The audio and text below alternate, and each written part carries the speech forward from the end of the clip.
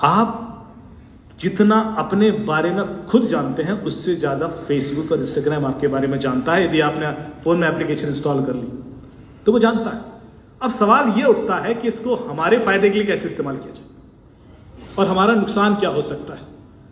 मैं फेसबुक के अगेंस्ट नहीं हूं, मैं रादर यहां ये बताऊंगा कि फेसबुक का हम इस्तेमाल कैसे करें।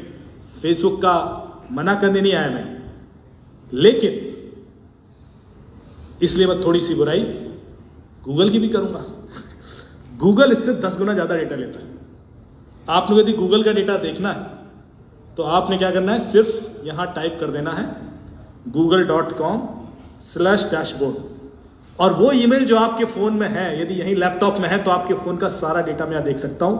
आपके 20 साल की लोकेशन, हर सेकंड की लोकेशन, कहां गए, किससे मिले, किस होटल में रुके, कब निकले, किससे मीटिंग थी, सब कुछ। और ये डेटा ना आप डिलीट कर सकते हैं, ना मैनिपुलेट कर सकते, ना चेंज कर सकते हैं और ना डिनाई कर सकते हैं। ये भी नहीं कर सकते मेरा नहीं है, क्योंकि ये डेटा कोर्ट में प्राइमरी एविडेंस है। इसके बेस पर प्रोसिक्यूशन हो जाता है, क्योंकि ये डेटा आपके फोन में होता ही नहीं। ये डेटा फोन तो हर बार बदलते रहते हैं, 2 साल में, 4 साल में फॉर्मेट भी कर देते हैं, पानी में डाल दिया, तोड़ दिया, चोरी हो गया। डेटा कहीं नहीं जाएगा, डेटा गूगल के पास हमेशा है, फेसबुक के पास हमेशा। और जब लॉ एनफोर्स पुलिस को चाहिए है वो डेटा वहां से ले लेते हैं, सर्टिफिकेट भी देते हैं इसी का है, और वो कोर्ट में एडमिसिबल है। तो पावर समझिए डेटा की।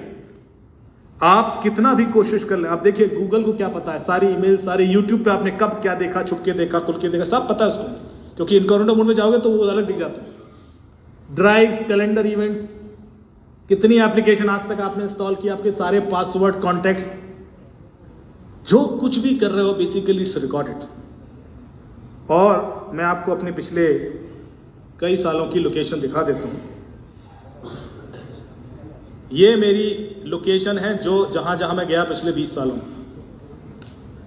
कश्मीर से लेकर कन्याकुमारी, गुजरात से लेकर अरुणाचल प्रदेश, जहां जहां मैं गया हुआ गूगल ने सब कॉपी किया हुआ है।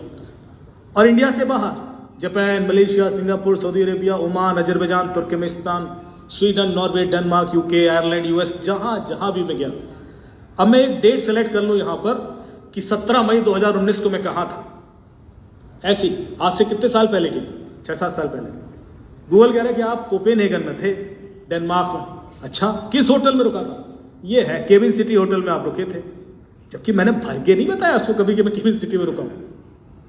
आप समझ रहे, इतना हद तक उसको पता है। फिर होटल का एड्रेस क्या, वो नीचे लिखा है, ये होटल का एड्रेस। कितने बजे निकला होटल से? सुबह 10:30 बजे निकले।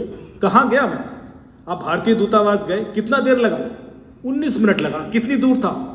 5.9 किलोमीटर, 5.9 किलोमीटर दूर था। अच्छा, वहां क्या किया?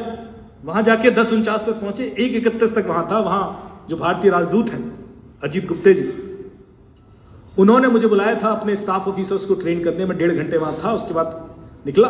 उसके बाद मैंने जो कुछ भी किया, वहां खड़े होकर उनके संग फोटो भी ले ली ना, तो वो भी यहां मैप्ड है।